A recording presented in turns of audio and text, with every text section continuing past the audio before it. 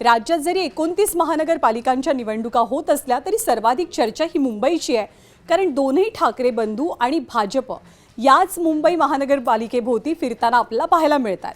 प्रचाराचे मुद्दे असोत, एकमेकांवरती केली जाणारी टीका असो, मुंबई सध्या केंद्रस्थानी पाहायला मिळते। मुंबई कुणाची आणि मुंबईचा विकास नेमका कुणी केला या मुद्द्यावरनं ठाकरे बंधू आणि भाजपत आरोप प्रत्यारोपांचं युद्ध सुरू झालंय। मुंबईत म्हातारे झालात तरी तुम्ही काय विकास केलात अशी टीका करत नागपूरमधल्या मुलाखतीत मुख्यमंत्र्यांनी ठाकरे बंधूंना लक्ष केलं होतं। पण मुख्यमंत्र्यांची ही टीका ठाकरेंच्या चांगली जिव्हारी लागली आणि याला उत्तर दिलं मुख्यमंत्र्यांच्या टीकेला ते संजय राऊतांनी। आम्ही मुंबईत म्हातारे झालोय म्हणून तुम्ही मुंबईत आहात या तिखट शब्दात संजय राऊतांनी पलटवार केला। तर ठाकरे बंधूंनी त्यांच्या संयुक्त मुलाखतीतही भाजपवरती कडवट हल्ला चढवलाय। मुंबई महाराष्ट्रापासून तोडण्याचा डाव सुरू झाल्याचा आरोप पुन्हा एकदा विरोधकांकडून केला जातोय। मुंबईचा विषय निघाल्यावरती उद्योगपती गौतम अदानींचं नाव निघालं नाही असं सुद्धा होऊ शकत नाही अशी चर्चा आहे। त्यामुळे ठाकरे बंधूंनी अदानींचा धागा पकडत भाजपवरती निशाणा साधला।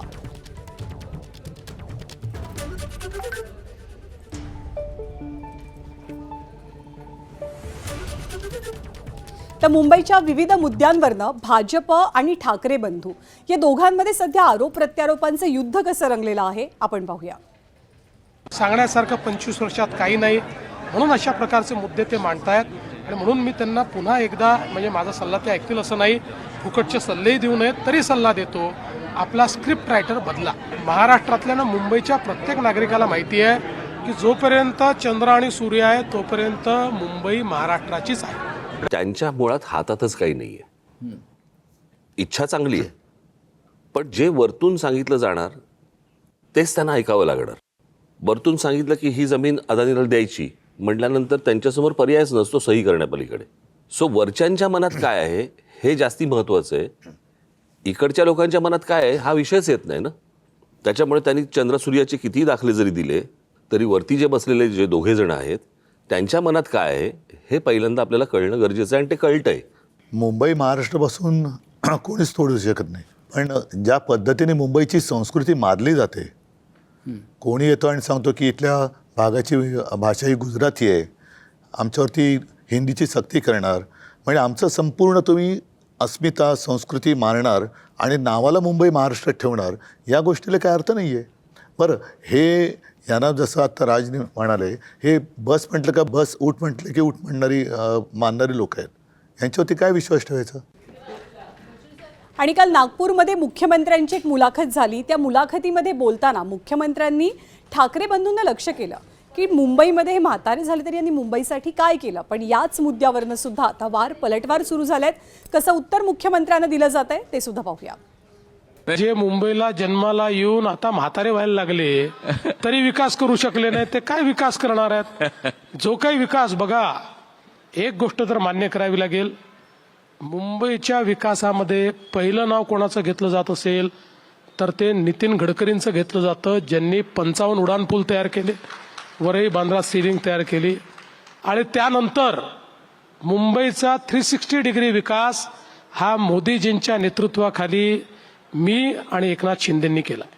मुंबईत जन्माला येऊन म्हातारे झालो, पण आम्ही मुंबईत जन्माला येऊन म्हातारे झालो म्हणून मुंबई महाराष्ट्रात टिकली आणि तुम्ही मुंबईत राहता हे त्यांना विचारा, का राहताय। आम्ही मुंबईत संघर्ष करून म्हातारे झालो, बरं का। आमची एक आधीची पिढी स्वर्गवासी झाली, शहीद झाली, म्हणून तुम्हाला या मुंबईमध्ये बसून महाराष्ट्रावर राज्य करता येते मिस्टर फडणवीस।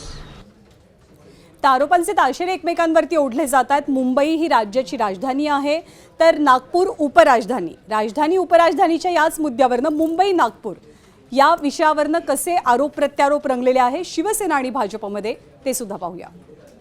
खऱ्या अर्थाने तुम्ही मनाने अजून नागपूरकरच आहात, मुंबईकर काही झालेला नाही। राज ठाकरेंनी मला तसे मुंबईच्या बाहेरचं ठरवलेलं आहे, त्याच्यामुळे आता मी सर्टिफाईड नागपूरकर आहे। तुम्ही तरुण आहात, अजून नागपूरचा काय विकास केला। लोक तुम्हाला दारातून हाकलून देतात, मी बघितलं काल।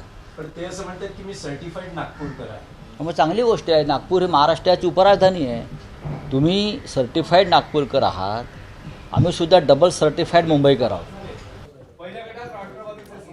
आणि मुंबईच्या धारावीच्या मुद्द्यावरनं उद्धव ठाकरेंनी पुन्हा एकदा अदानींना लक्ष्य केलं. अदानींचा नेमका डाव काय आहे याबद्दल उद्धव ठाकरे काय म्हणाले आपण ऐकूया. धारावीमध्ये जे चाललंय पात्र अपात्रचा खेळ करून धारावीच्या निमित्ताने अर्धी अधिक मुंबई जवळपास अदानीच्या घशात टाकल्या असं म्हटलं तर ते वावगं नाही आहे. मुलुंडपासून सुरुवात होते, कांजूरची मिठागर टाकलेत, दहिसरचं टाकले, कुर्ला मदर डेअरी टाकले. सगळी मुंबई जी आहे ती म्हणजे ही सगळी झोपडपट्टी तिकडे हलवायची आणि धारावीला मोठे टॉवर बांधायचे. मग आपल्याकडे काय राहिलं? नाही त्या टॉवर बांधल्यानंतर आपल्या राजा एक लक्षात नाही आलं, धारावीच्या बगलेमध्ये बुलेट ट्रेनचं स्टेशन अहमदाबादला जाणार कसं काय? मग राहणार आहेत कोण तिकडे? तेच तर सांगतो ना मी तेच सांगतोय. नाही, हे एवढं दूरदृष्टीने करतायत हे. मग काय झोपडपट्टी मुक्त म्हणजे अडाणी युक्त करतायत. जसं ते काँग्रेस मुक्त करणार होते तसं आता काँग्रेस युक्त भाजपा झाला. तर अदानींच्या विषयावरनं भाजपला कोंडीत पकडण्याचा प्रयत्न उद्धव ठाकरेंनी केल्यानंतर मुंबईला उद्धव ठाकरेंना थेट पाकिस्तान करायचे असा आरोप मुंबईचे भाजपचे अध्यक्ष अमित साटम यांनी केला. धारावीचं जे रिडेव्हलपमेंट आहे ते धारावी लोकांना तसंही ठेवायचा का? त्याने सर्वजण आरामात राहता, पण तिथे धारावीमध्ये जे लोक राहतात ते कशी स्थितीमध्ये राहतात. त्याने कोणी पुढे येऊन ते धारावीच्या विकसित करणारे एशियाची सर्वात मोठी जे झोपडपट्टी होती त्याने ते विकसित करून मोठे घर देणार आहेत. त्यामध्ये काय चुकीचे आहे?